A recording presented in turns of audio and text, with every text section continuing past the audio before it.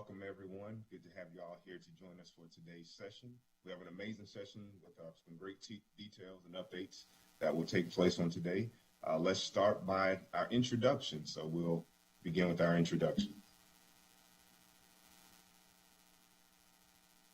Well, I think that means me, Jason. So yes. I'm Mark Etheridge with Ascent Housing, co-chair of this committee, and it's a pleasure to be with everyone this morning. Good morning, Kim Graham with the Greater Charlotte Apartment Association, and I'm co-chair of the committee, and it's good to see everyone after I missed the last meeting. Good morning, I'm Beverly Balcom with SL Nussbaum Realty. Good morning, everyone. I'm Willie Rashford with the Community Relations Committee, and I am almost as happy to see you all as I am to see the rain. Good morning, I'm Stephanie Moore-Hand. It is a delight and joy to be with you today. This is Phil Tegler with Poverty and Race Research Action Council in DC. Good morning to everybody.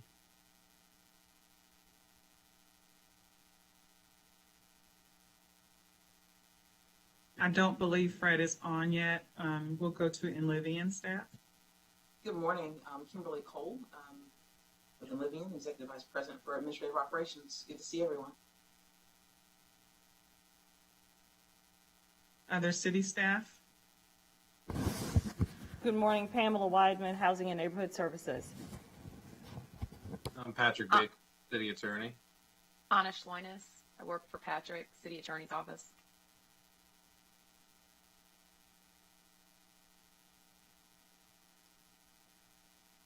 I think that's everybody on the call with us. Clay Grubb is going to join us in a little while, I believe. I just ask that we all keep Clay and his team in our thoughts and prayers as they recover from a loss that they've experienced with their team. I think for our agenda, we have we're going to do an update from yesterday's Great Neighborhoods Committee meeting, where Mark and I participated and Mark presented. We will have public testimony from Sharkika McIntyre with Carrot Properties. She's a housing provider with Enlivian's Housing Choice Voucher Program, and she serves on their Housing Provider Advisory Council. Then we'll have some subcommittee report outs and Q&A and discussion, and then we'll go over next steps in our process, and we will adjourn. And with that, I'm going to turn it over to Mark to share from yesterday's Great Neighborhoods Committee meeting. Sure. Thank you, Kim. So I think a couple of you may have watched live, and a couple of you may have been able to see the video from it afterwards, but we presented on the progress of this committee to date, giving an orientation to why the committee was formed, some of the background information for context for council members and staff. Went through an overview of our charge, which is specific, and I think something that we've kind of kept abreast of as we've gone through this process, but given that we're in the ecosphere of affordable housing, which can mean a lot of things and take a lot of directions, want to make sure that they know that we know that we're focused on this specific issue, which is increasing the acceptance of rental subsidies and vouchers in our marketplace, and also trying to get a higher proportion of those vouchers and rental subsidies housed in areas of opportunity. And so went through what our meeting frequency has been. We went through the 2 work groups that we've divided into over the last several months, and we talked about the future, which is how we get from here to December, and really bringing our 2 work groups together and trying to come together to coalesce some recommendations and some metrics for what we define as success. And so I think the presentation was well received. A couple of the questions we received had to do with our charge. Like I said, there are a lot of different areas we could cover in the spectrum of affordable housing, and certainly different areas we could cover even as it pertains to source of income issues. But we reminded council members of our charge and also talked about the ways that we thought we could create a vision and an action plan to make tangible results within the existing kind of policy and legal framework that we have. And so that covered a lot of it, but I'll give a brief opportunity for any of those of you who watched live or afterwards. If you all have any questions about what was presented or some of the feedback that you heard from council members or staff, feel free to go ahead and ask. If not, we can move to the next agenda item.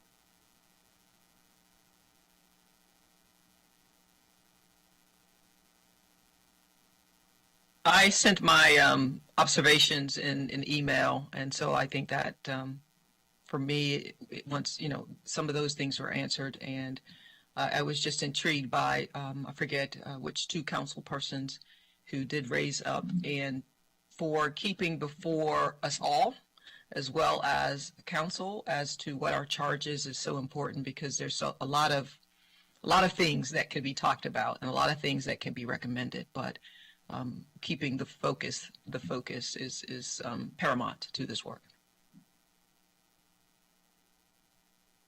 Thank you, and your observations were astute, and that's certainly going to inform how we move forward from here, so thank you for those. With that, I think we can move to our next agenda item, Kim. Thank you, Mark. So as I mentioned in the overview for the agenda, we're joined this morning by Sharkika McIntyre. She is with Carrot Properties, and she will tell you in her testimony, she is very well versed in the Housing Choice Voucher Program, having worked with that program for 2 decades. She is an active participant and member of Enlivian's Housing Provider Advisory Council. And Sharkika is going to share her experience and her insights with the committee, after which the committee is open to ask questions and engage in a dialogue with Ms. McIntyre. So Sharkika, the floor is yours. Thank you so much. Thank you all for having me. I really appreciate the opportunity to speak today. I am Sharkika Miller McIntyre. I am the broker in charge and owner of Carrot Properties. Our firm has been around for 16 and a half years now, and we have partnered with Charlotte Housing Authority, now Enlivian, for the entire time. Prior to becoming a real estate professional, I also was am still a landlord. I'm going on about 20 years now, and my initial experience with Section 8, now Housing Voucher Program, began from a personal standpoint. And so this whole issue, this conversation really for me is 3-tiered. 1, from my personal experience, 2, from my professional experience within my own business, and 3, also as an active member of the National Association of Residential Property Managers. I've been able to speak with colleagues, not only here in Charlotte, but across the country, about housing voucher programs and challenges and benefits and successes. And I'm not speaking on behalf of that organization. I'm just letting you know where my background is coming from. My experience with Section 8, and I say it just because there is a perception with that word versus now the housing voucher program that I always like to identify. But my experience has been, for me, good. And the reason I believe that to be the case is because I was educated quite well prior to doing it professionally. However, even though I have had a good experience and I continue to have a good experience, I fully understand the challenges that individuals face when deciding whether or not they want to participate in the program.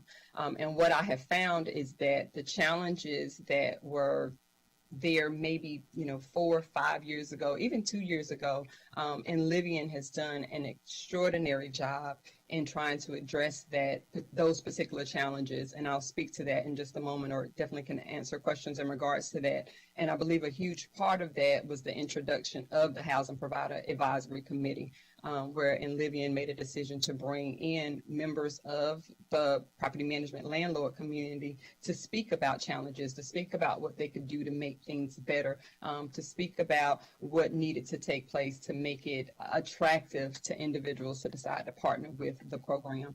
And so, again, my experience has been well.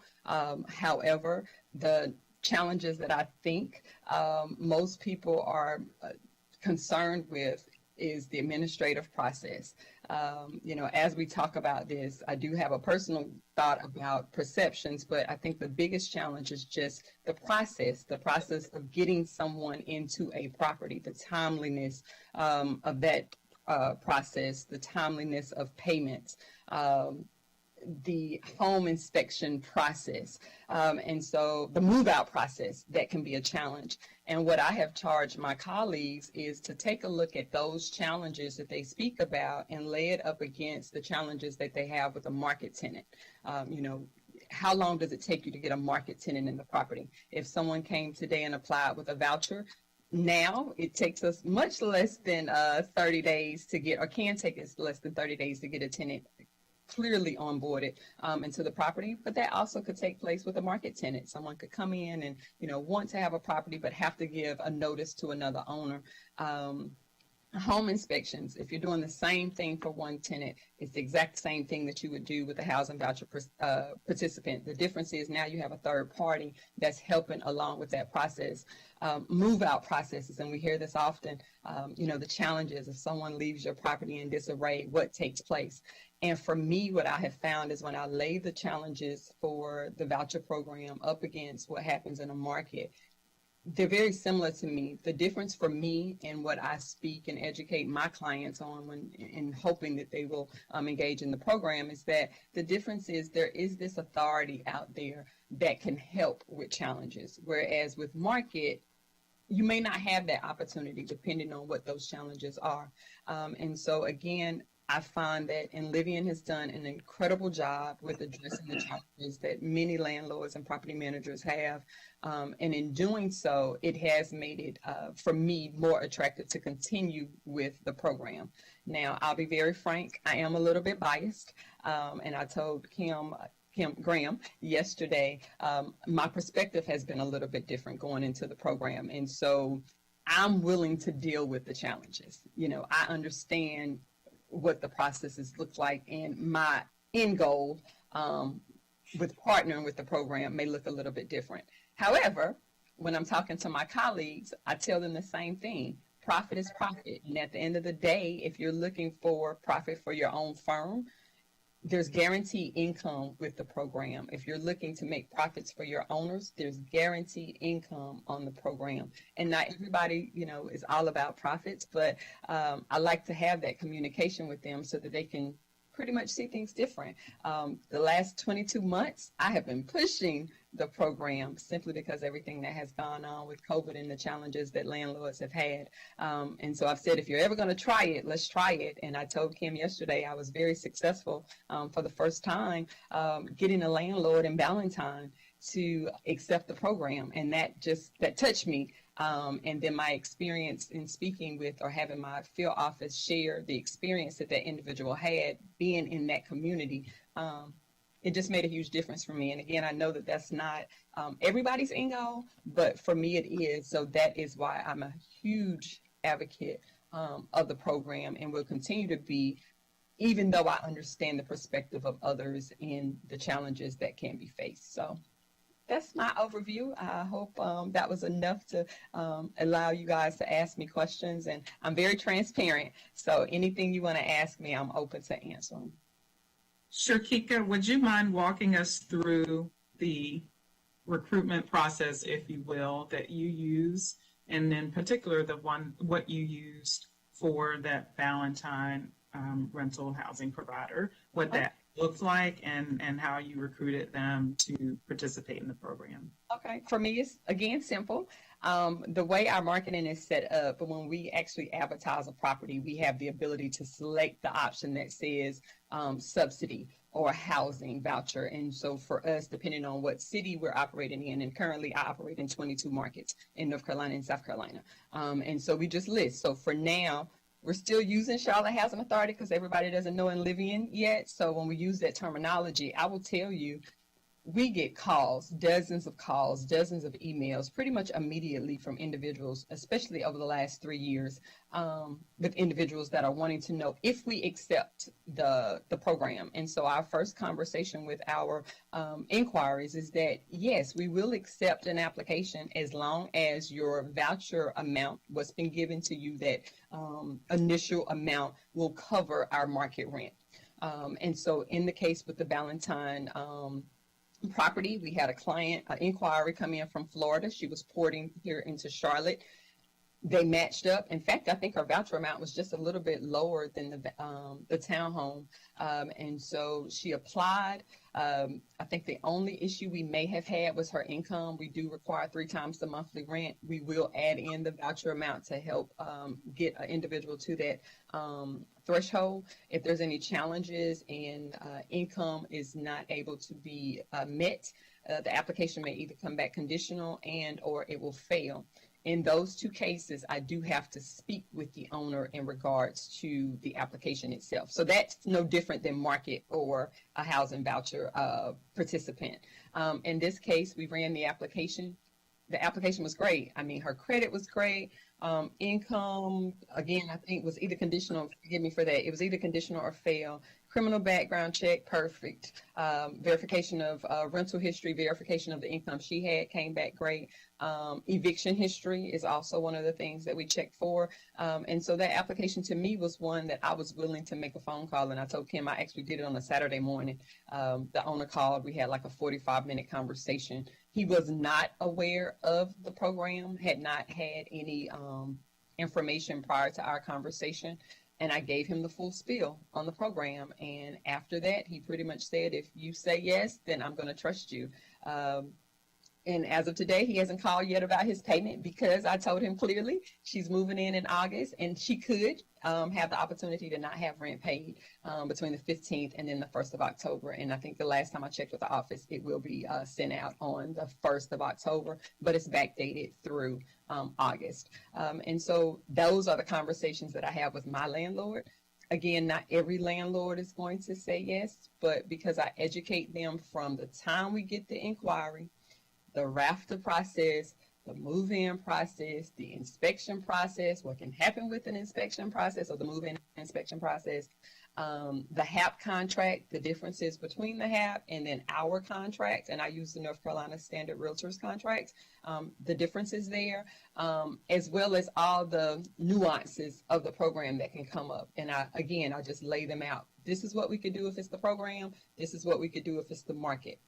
No changes there. So I'm very pleased with that. I was happy to be able to get that particular townhome under the program.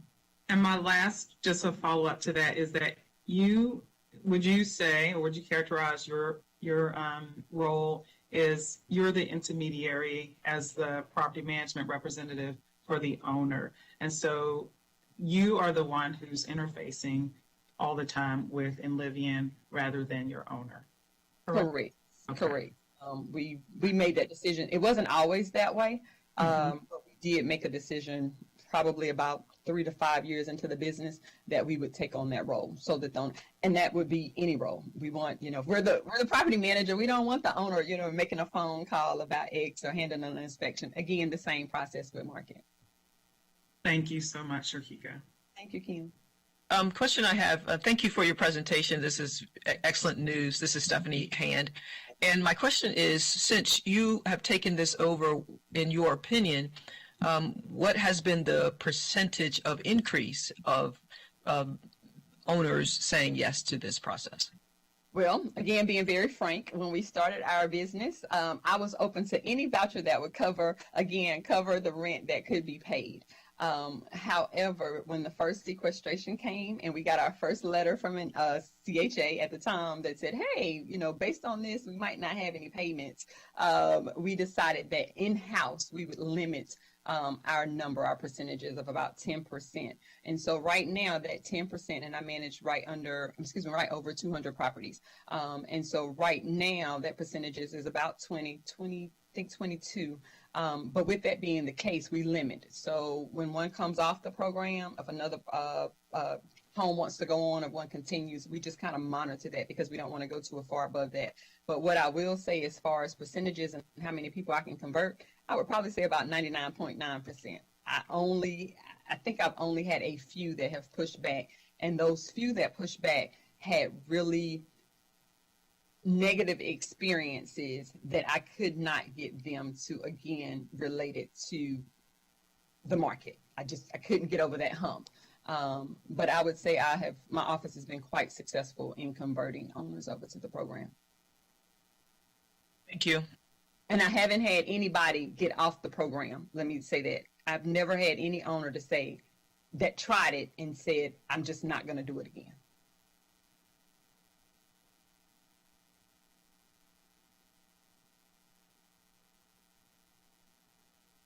Hi, I had this is Phil Tegler from DC, and when you're talking to landlords about their income to rent ratio, do you point out that, it's useful to point out, I think, that the tenant's share of the rent, the actual rent the tenant has to pay, is a lot less than the full rent amount, and that by definition, they're generally at 30-35% of their monthly income for the rent. So by definition, they have income that's 3 times the rent. And I don't know if that argument carries any weight with your owners, but because all the rest of the rent is paid by the housing authority, so almost every voucher tenant is going to qualify for the 3 times the rent requirement. And what we do, Phil, thank you for that question. In our own process, what we do is, because right now we're just streamlined, so we don't do anything different from our housing voucher program inquiry than we do for our market. The difference, however, is in the particular case where someone does have a rental payment that's due, that 35% that's due, we do have to verify that there is income. And so we do speak to the owners about that. There are some times when a tenant can't tell us definitively how much their amount is until they've completed documentation with Enlivian. So we've had some challenges before where we have a tenant that says, I don't pay anything. There's nothing that I have to pay. However, by the time we get ready to get the HAP contract and all the paperwork done, there is an amount that is due for rent. What we have done internally with our office is we now have what's called a holding fee. And this holding fee is paid for before, if you want to take the house off the market, no matter who you are, you pay a holding fee, and that money is applied to your first month's rent. So in cases for that, I let the owner know, look, if anything changes with their rental amount, or if they have a change where they're paying more up front than we anticipated, you have this holding fee that will at least cover the first month so that the tenant can be adjusted by the second month. Because I have had some tenants that say, wow, I didn't know I was going to have to pay, and I'll just use $300 because I'm only paying $187 now. And so that holding fee actually was designed from the housing voucher program, even though now we use it for everyone. But that is a conversation that I have with owners. In fact, guaranteed income, the likelihood that you're going to have someone owe you multiple months rent. I also do evictions like clockwork. I've evicted people, and I've shared this. I've evicted a housing voucher participant for $1.15 because it was someone that did not pay on a timely manner, and the owner just got to the point where it was just frustrating. I'm not proud of that. But I had to make sure that my standard for market was the same standard that I would hold anyone else to. And so I use that to say, I always tell my owners that the likelihood that you're going to have this huge balance at the end when somebody moves out, it's not going to happen. It's not going to happen with our office. But again, that's the same thing I do with the market. Hello, Sharifa, this is Willie with the Community Relations Department. I don't have a question, but I would say after listening to you, it would appear, at least to me, the reason that you seem to be so successful, it's quite obvious that you have very high standards as you're doing this work. You seem to have this no-nonsense approach. You're very knowledgeable of the program, and you talked about transparency, and you obviously do a really great job in selling the program. And if all of the people involved in this process approached it in the way that you approached it, we probably would not be having this meeting today, and this group would not have been called together. So we just need more folk like you. Well, use me anytime. I've said that. I have no problem at all. I know how much Charlotte needs this. So excellent. Thank you. Thank you. Willie, that was actually a great observation, and I thought the same thing, and you just codified it, so thank you.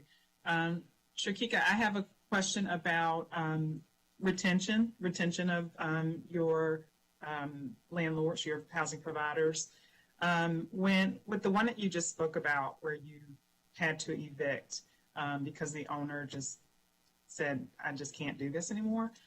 Did that owner eventually continue on the program? And what was the conversation like? And what are those tough conversations like? Or maybe they're not tough, but what are the conversations like that you have with owners when they may have had challenges to keep them in the program? Same thing I have with market tenants. I hate to keep repeating that, but I literally believe it's just that simple. This owner chose to evict the tenant because he got tired of us sending him emails saying that the tenant owed less than I think it was like $100 a month, because we do that every month. We communicate with our owners' balances. And he just thought, here I am providing an under market 4-bedroom, 28216 zip code property. And I think at the time it was like maybe less than $1,100. That he literally, if he put it back on the market, full market rent, could have got $200 or $300 more. He just did not feel like it was just the best fit for everyone, but had no problem with doing it again. And I think we got a tenant again, and she probably stayed in the property for about 2 or 3 years. We just actually sold that property last year, but had no problem at all getting the owner back. The owners that I've had challenges, let's say with move-outs, that's probably been my biggest challenge. Evictions haven't been a huge thing, again, because of the way we do it. Also because I choose to get involved with, or have Enlivian get involved when I have challenges with monies owed, or where I'm able to. But with move-outs, we have had several move-outs under the program that were shocking. But they were no different than the most shocking that I've had otherwise. And so my biggest communication with my owners is that people are people. It doesn't matter if they're on a program or not on the program. You could have a property in Ballantyne written for $3,500, and I've seen it, and they destroy the property the same way you can have one in West Charlotte paying $5 and they destroy the property. Or they both keep the property up, or they both get evicted. And so when I speak to my clients that way, it helps. One of the things I know that I communicated to you yesterday, Kim, was in my biggest challenges with the program, I hold people to the fire, which basically means if I have a tenant that has to be evicted for monies owed, I'm taking them to court. I want possession. I want, oh gosh, I can't even think now. I want judgments. And so that's the process. I take that information, I send it to the worker. Now it's their job to hold the tenant or the voucher participant to the fire, because that's a violation of their lease. How they leave the property is a violation of their lease. I take pictures, I take video and say, hey, you told me I had to have it, this way when they moved in. This is not the way I gave it to them, and this is well beyond normal wear and tear. And so again, when I speak to my owners, I just let them know, yeah, this happened, but it could have happened the same way otherwise. But now that I'm going to hold this person to the fire, it's likely that I can get Enlivian involved and say, look, we might have to have a conversation. And I've actually had that several times where the participant had a hearing.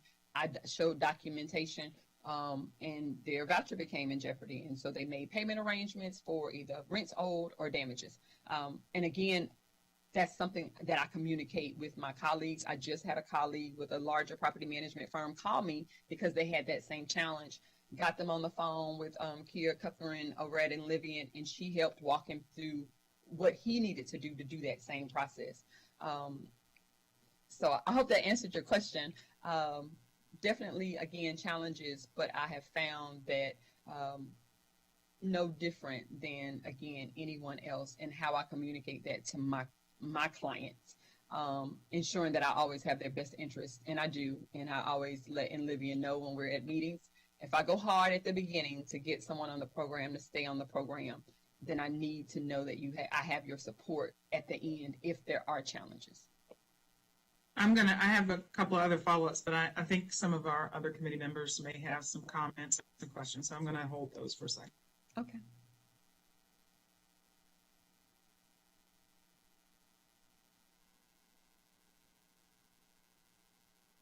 Or maybe not, I don't know. I will say that I'm sure after yesterday's Great Neighborhoods committee meeting, we may have some city council members who are watching. And I know I've had a conversation before with at least one city council member and talking about the climate in Charlotte, the market rate rents, and just how competitive rents are here in the Charlotte market. And you just mentioned having a landlord who kept their property under market in order to rent to a housing choice voucher holder, which I think is very laudable, right? And so, and we talked about this market versus HCV, but in this case, it really is not just a market versus HCV thing, because they've done something that's completely typically outside of the norm of what a market rate landlord would do. So talk to us about, why they did that, right? And what that looked like, because for so many of the population that we're trying to pursue with our marketing techniques that we will come with out of this, with our communications that will come out of this, we won't be able to just appeal to someone's social aspirations, right? So can you speak to that for us so that if anyone's watching who has that question, that they'll hear it as well? Yes, of course. I'm a businesswoman, so at the end of the day, I like numbers. And so in the case that I just gave you, that particular owner did not reduce his rent initially. The market rent and the actual voucher amount mirrored.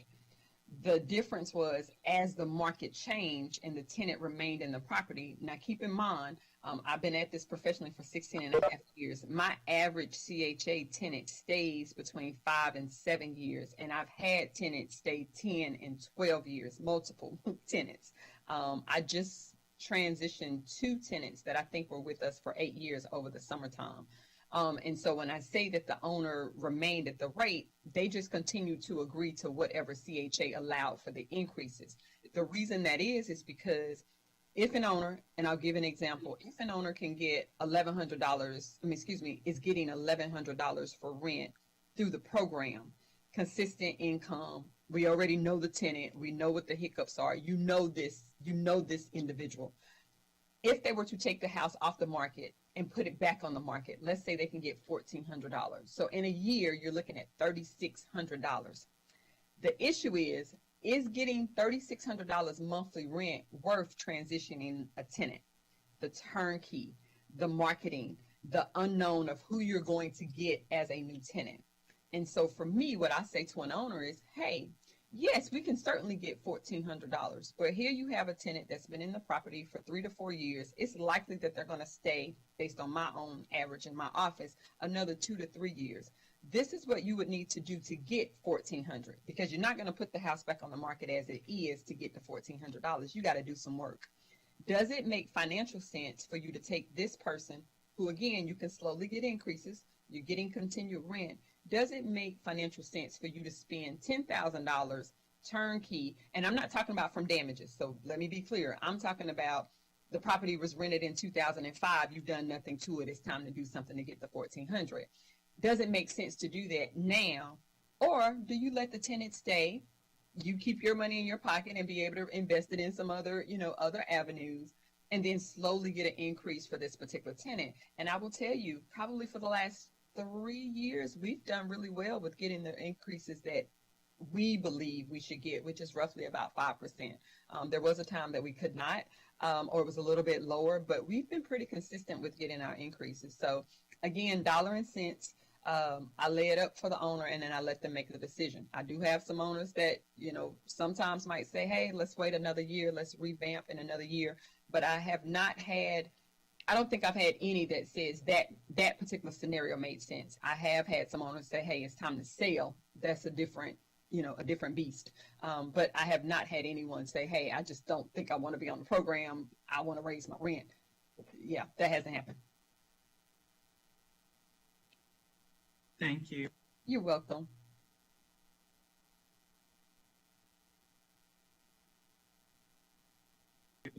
We have other committee members that have questions or comments for Sharkika. This has been a really robust dialogue, and even city staff members.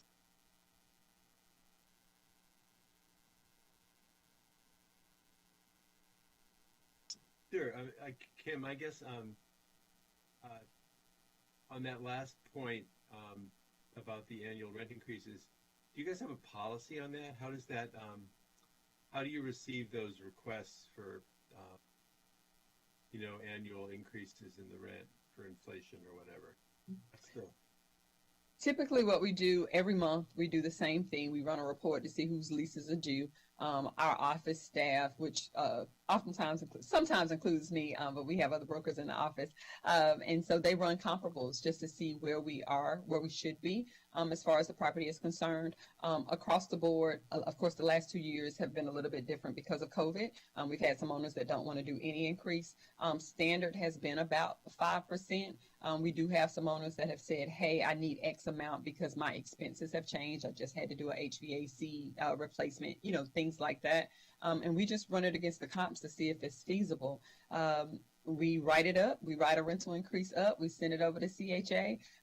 We typically get an answer back within about a week to 2 weeks, if that. And again, the last several years, we really have not had any pushback, again, because we're running the comps in-house, so we know we're not going to go from $1,000 to $1,400 with the housing voucher program. We understand that, but we may go from $1,000 to $1,050, $1,075. And again, when we're speaking with our owners, we go with what makes sense. And because we do give the information to our owners, a lot of them can make the decision, hey, this tenant has been great, wonderful, haven't had any issues. I don't even want to do an increase. And they're okay with that. For the most part, though, I would say average is about 5%, and we've been successful with getting those from housing voucher. And so how does Enlivian handle that on your end? Is there a policy, or is it just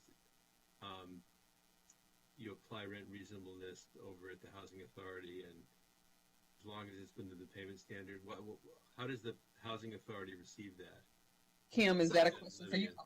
It is. Sorry, didn't mean to jump on top of you. But yes, Bill, you pretty much laid it out. So on an annual basis, housing providers will submit requests for increases. We average, as Sharkika said, 2 to 5%. In some cases, we may go up, but we would not go above 10%. But we're at 5%. And the process that you actually laid out in your question, Phil, is pretty much what we do. Thank you, Kim, and thank you, Sharkika. This has been a great dialogue, and we reserve the right to come back to Sharkika with questions and/or send questions to the Housing Provider Advisory Council, because I think this insight can help us as we formulate plans for the future. So thank you both. Thank you. I'm going to turn it over to Mark for our subcommittee report outs. The Data and Research Subcommittee or Work Group will begin their report out. Sure. Thank you, Kim. And let me just echo a couple comments. I wish we could clone Sharkika because make this issue a lot better. From mastery of the program to understanding her clients' interests, and then turning challenges into opportunities, right? You heard the case she made about the market rent's $1,400, but the cost to re-tenant would be $10,000, and so that incremental $3,600 a year isn't worth it. And be able to retain it. That's a beautiful argument, as is the move-out damages, right? There's recourse when you have a resident who would be disproportionately affected if they lost their housing choice voucher. And so if you can communicate with Enlivian and come to a plan where the threat of that voucher being lost results in a payment plan to try to reimburse for said damages, that's recourse you can't find in the private marketplace with an unsubsidized resident. And so I thought that was really compelling in thinking about how someone can take what others might find to be challenges, turn them into opportunities, and and selling points for the program, and something for us to definitely keep in mind as we talk about landlord outreach and landlord cultivation. And I think the other thing that was highlighted for me in that presentation was how integral the property manager is in this process. Because at the end of the day, and I can speak as a owner of rental property and landlord myself, we're not the ones answering the phone day to day on people renting apartments. We're not the people pre-screening applicants. We rely on our property management partners to make the best decisions on our behalf. And so that was really compelling for me.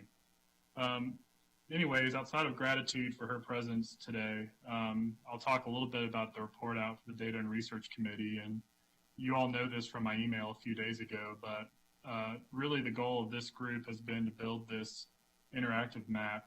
And this map is really supposed to be a vehicle or an engine for us to produce data, and data that we can really measure quantifiably to assess how many units could we potentially absorb in the marketplace where we know that rental subsidy payments are economically viable for landlords, right? So not expecting anyone to mark down their rent to take a housing choice voucher or other subsidy, but how many units do we think there are where housing choice vouchers or rental subsidies can pay the asking rent at a property, whether it be in a normal area or a moderate opportunity area, high opportunity area, very high opportunity area. So that map is going to help allow us to do that. The other thing that we're going to look at is how many of those are in those special, moderate, high, very high opportunity areas, so we can try to increase our proportions of vouchers and rental subsidies in those higher opportunity neighborhoods. And we also need to map all this data about what the private marketplace might yield us in relation to what some of our existing city policies are doing. And so one city policy is that housing trust fund supported projects, are mandated or asked to take folks with rental subsidies or vouchers. We know that there's been a amplification of housing trust fund dollars, and in turn, going to be a proliferation of projects that are either existing or coming online in the coming years, which is going to add to potential units where vouchers and rental subsidies can be absorbed. And so that metric and a forecasted that in the future is going to help us really define how we might be answering the need to improve success rate and geographic opportunity in the future from where our baseline is today. We can also study other aspects to city policy that I know were brought up in last month's committee meeting. So as a reminder, I think Mr. Meacham, or maybe it was Ms. Cole, asked the question about current city discussions about other forms of city support turning into residential projects, and those, having covenants or some other mechanisms to address source of income issues. And so we can study, what we think the implications of that might be as a complement to where housing trust fund supported projects are going, and whether that is all residential projects or just projects with affordability covenants. Try to do some math on that issue. And so I think what is unfortunate is we were unable to preview the map with our work group given schedule coordinating challenges. And what I've committed to do is having our subcommittee meet next week to go through the map and try to get everyone abreast of both the opportunities that it has and also some of the limitations it has on the sources of our data. And try to come up with some data sets that we think will inform the conversation that I just articulated about where we can see units getting absorbed in the future, where things are economically viable, who the landlords are that we think we need someone like Sharkika to be, a partner in selling this program and presenting the opportunities, and then also how much we might organically get from current city policies in the form of housing trust fund and other city supported projects. And so I wish we would have previewed the map before this meeting. I was hoping for some screenshots to prevent beforehand. We didn't get them. We'll have those to you all soon. Looking forward to the discussion next week on the map. And I'm thinking that we're going to get to some really valuable data about exact numbers of units and exact census tracts multiplied by the vacancy rate in today's market, which is extremely low, and try to think about how many units could we actually dream to be absorbed if we did a really robust effort from a communications and an education perspective. So with that, That was a lot of words, and I'll ask our committee members to ask me any questions or give us any guideposts about how they'd like to see that next subgroup committee conversation take place next week.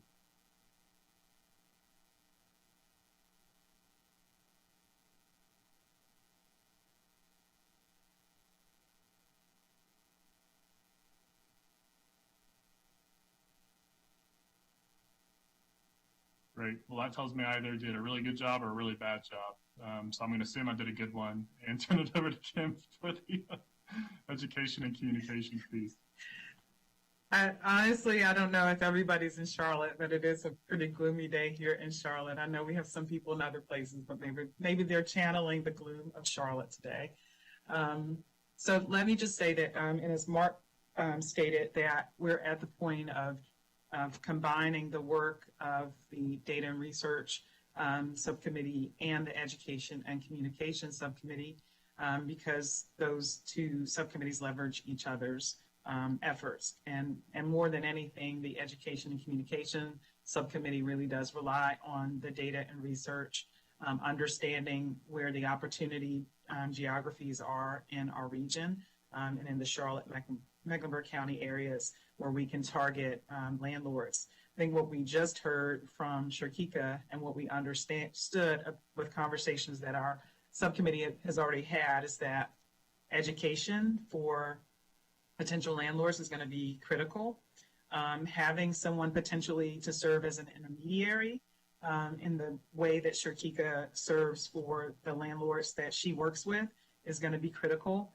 In some ways, she is almost like the ombudsman that our subcommittee has talked about is so necessary to help with distinguishing between perception and reality that is out there. And I think her track record of retaining landlords who may be soured in some way on the process with the HCV program is a place where we can learn from as we work on the messaging, as we work on the marketing collateral, as we develop a budget, and as we develop measurement analytics going forward.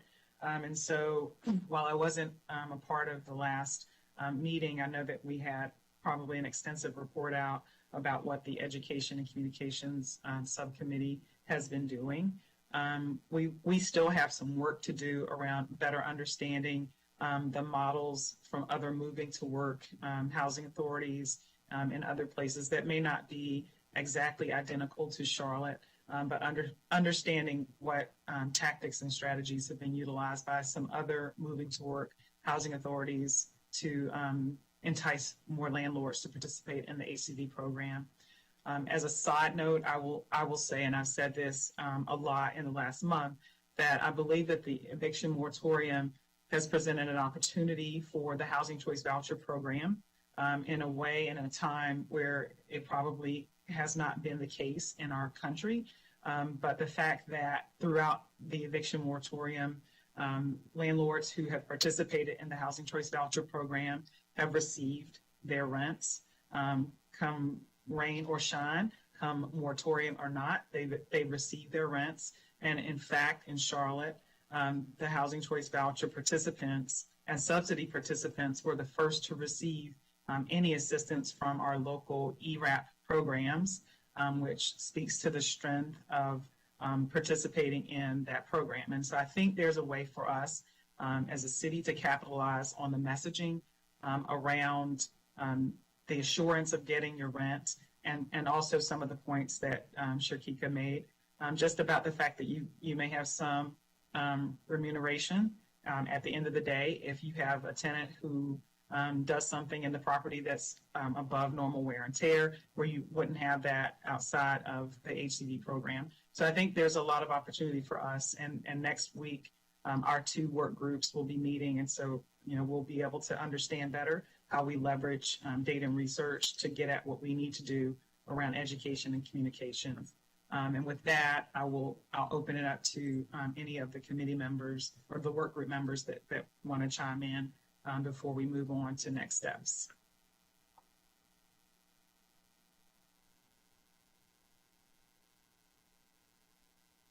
Kim, I'm going to ask a question for the group, and sort of directed at you, sort of a broad question, and something I think we've mentioned once in our data and research work group. But there's this analysis that we want to do on the 2020 program enhancements that Inlevian has initiated, and measure that up to other moving to work housing authorities, and think about kind of where those enhancements lie to other agencies.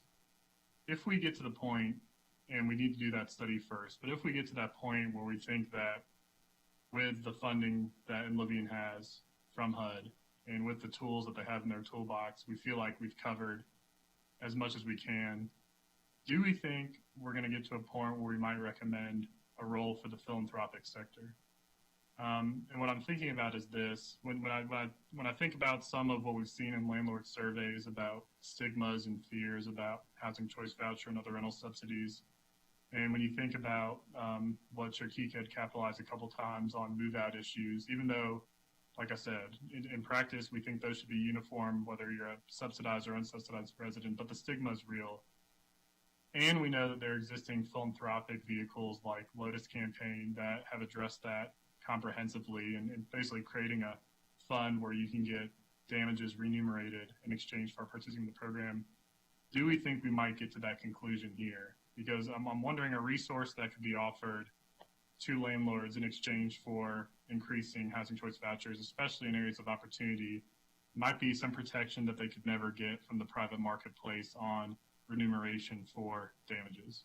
Mm-hmm. And that is cost that, if spread over X many units, and I mean, it's like an insurance policy, right? You have X many number of units, so many are going to have issues in any given year.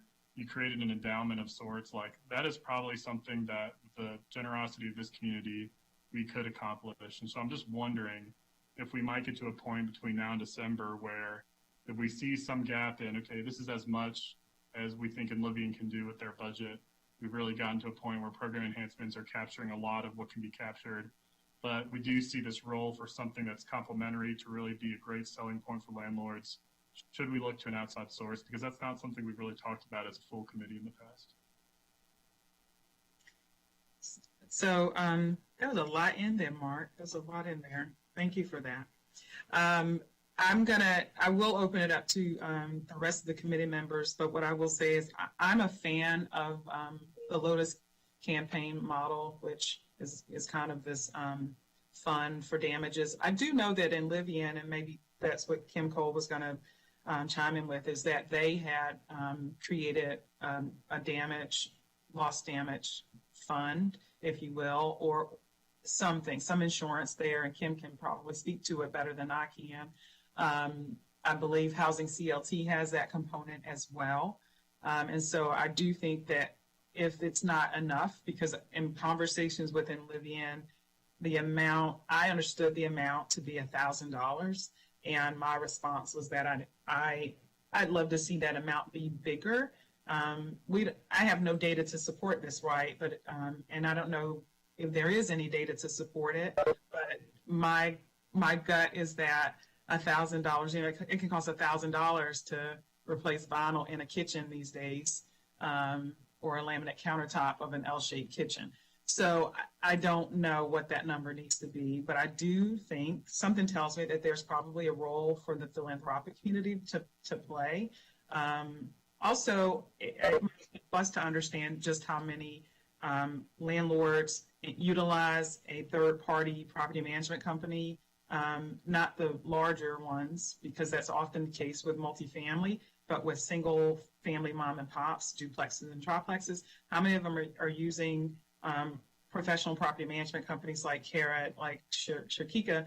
Because I think what we've heard is that there's a level of frustration and exhaustion at understanding the process and navigating the process. And to the extent that there can be an intermediary that's supplied in some way by someone that takes that away, that there may be additional opportunity for us to engage more of the mom and pop landlords in this process. So, long-winded answer to an equally long-winded question. Hi, this is Kim. I wouldn't consider them long-winded. They were good questions and a great answer. So to confirm what you're saying about the damage risk fund that we've established, you were right on. So your memory's correct. We max out at $1,000.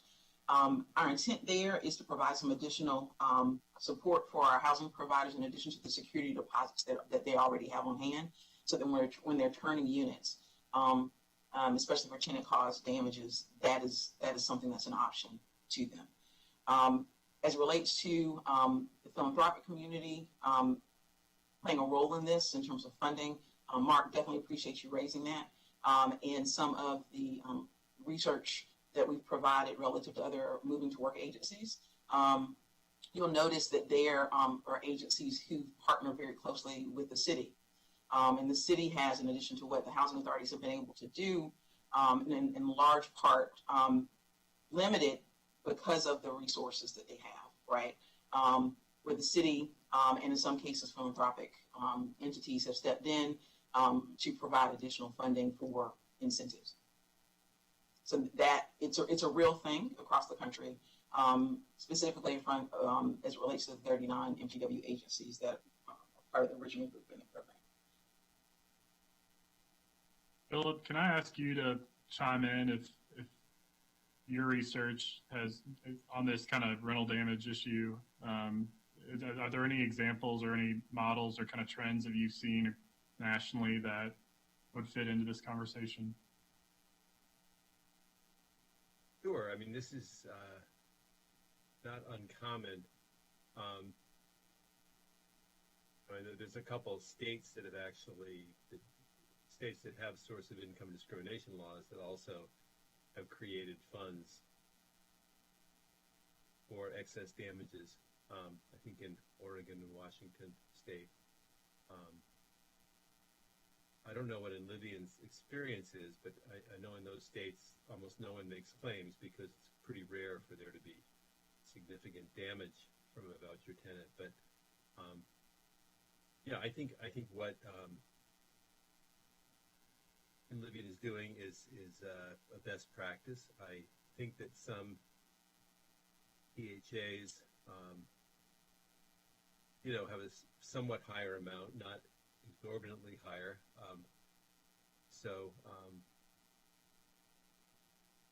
Say it sounds like a good practice, and it's not common.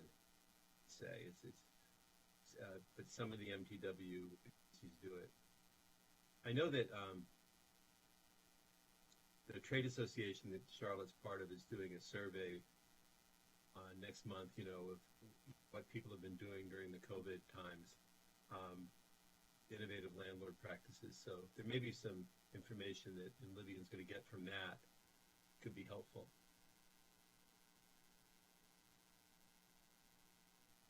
Thank you. Yeah, as a part of this, I think understanding what those two states have done, understanding if any other moving to work agencies, how many have also gone to the $1,000 level, have any surpassed that. I think learning from Lotus campaign about how important they think that aspect of their program is to getting landlords to participate with them would be important. And I'll say this just because anecdotally, I think if you're weighing, renting to an unsubsidized resident with a rental subsidy, it's one selling point you could get that you wouldn't get otherwise, right? And there are enough gray areas in renter's insurance where, claims can be uncovered that are substantial, but are still not substantial enough to warrant a property insurance claim. And so often we're talking about damages in the $2,000 to $20,000 range. And if you get that in a repetition of times, that is like death by 1,000 cuts for a property owner, especially a smaller one with a lower number of units to kind of absorb those costs over a broader scale. And so it would be an interesting selling point, especially in the space where I operate in, which is in kind of VNC multifamily housing that we see a lot of, and I think would be a great asset if we had something to sell along with this rental subsidy program as it relates to a way to compete better than renting to, a conventional market or unsubsidized residents. So something I think would be important for us to consider.